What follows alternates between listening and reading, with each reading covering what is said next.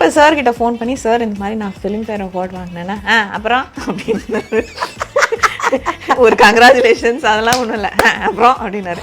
இல்லை என்னோட குருவை மீட் பண்ணேன், ரொம்ப சத்தம் போட்டார் உங்கள் படம் நான் பண்ணலன்னு. அடுத்த படம் எனக்கு சொல்லுங்கள் சார், நான் கண்டிப்பாக பண்ணுறேங்க சார், எனக்கு வேலை கற்றுக்கணுன்னு ஆசை, அதுவும் உங்கள் கையிலேருந்து கற்றுக்கணுன்னா எனக்கு ரொம்ப பெருமை அது அப்படின்னா.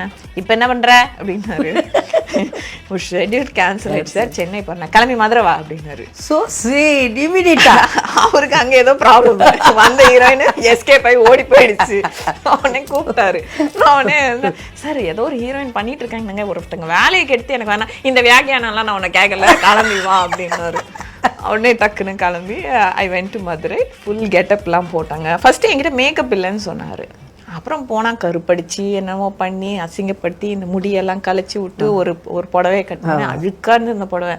நான் அப்படியே ஃபிங்கர்ஸ் கிராஸ் பண்ணிட்டு பாலா சார் பார்த்துட்டு, ஏன் இந்த பொண்ணை இப்படி பண்ணிட்டீங்க, அந்த பொண்ணு அழகாக இருக்கும், அந்த பொண்ணு அழகாக கொண்டு வாங்க அப்படின்னு சொல்லுவான்னு பண்ணேன். என்னை அப்படி பார்த்துட்டு, என்ன இவ்வளோ ஃப்ரெஷ்ஷாக இருக்கு, இன்னும் அழுக்கு பண்ணுங்க அப்படின்னாரு. ஐயோ அப்படின்னு சொல்லிட்டு, ஐயோ இப்படிதான் நம்ம முழு படமா அழுக்கு பண்ணி தான் நம்மளை பண்ணுவாங்களா, அந்த புடவையை கொஞ்சம் மண்ணில் போட்டு பெரட்டி கொடுங்க அப்படின்னாரு. இதுவே அழுக்கா இருக்கு, இன்னும் மண்ணில் வேற போட்டு பெரட்டி தருவாங்களாமே அப்படின்ட்டு அந்த கவுண்டமணி டைலாக்ஸ். ஐயோ இன்னும் பயங்கர ஸ்பெஷல் ஐட்டம்லாம் நிறையா இருக்குன்ற மாதிரி. அப்புறம் போய் விக்ரம் சார் பார்த்தனா அவர் பயங்கர அழுக்கா இருந்தாரு. பக்கத்துல சூர்யா படுகோரமா இருந்தாரு.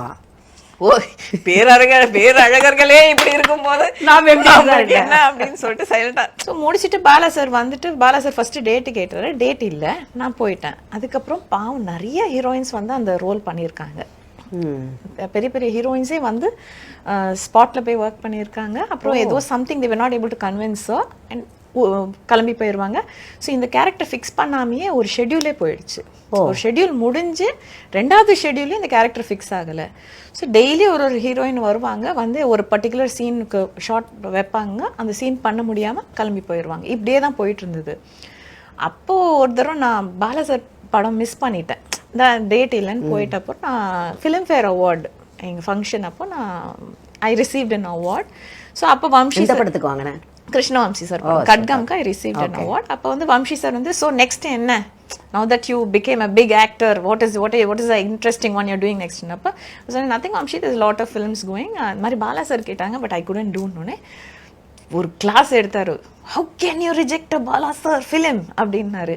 நான் சொன்னேன், sir Vamsi there's no dates, yeah, what can we do அப்படின்னா, you make that happen, call sir and apologize அப்படின்னாரு. நான் சொன்னேன்,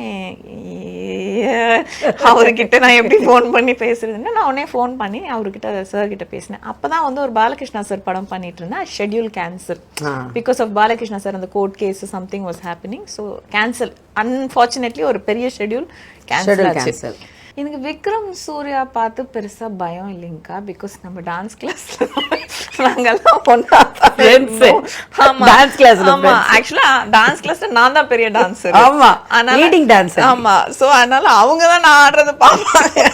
சோ அதனால என்ன சார், ஏய் நீங்க தானா, ஏய் நீ தானாப்பா அப்படின்னு இட் வாஸ் லைக் தட். எனக்கு ஆக்சுவலா வந்து நான் இப்போ தெலுங்குல ரொம்ப பிஸி. கிட்டத்தட்ட 9-10 படம் பண்ணிட்டு இருந்தேன் நான் தெலுங்குல, 10 படம் கரெக்ட். அப்போ பாலா சார் வந்து நான் ஃபர்ஸ்ட் வந்து பார்த்தப்போ அவர் சொன்னார், எனக்கு அப்போ விக்ரம் பெரிய ஹீரோவா இங்க ஆயிட்டாருன்னு தெரியாது, சூர்யாவும் பெரிய ஹீரோ ஆயிட்டாருன்னு எனக்கு தெரியாது. நிஜமா எனக்கு இங்க அந்த டச் இல்லை பெருசா.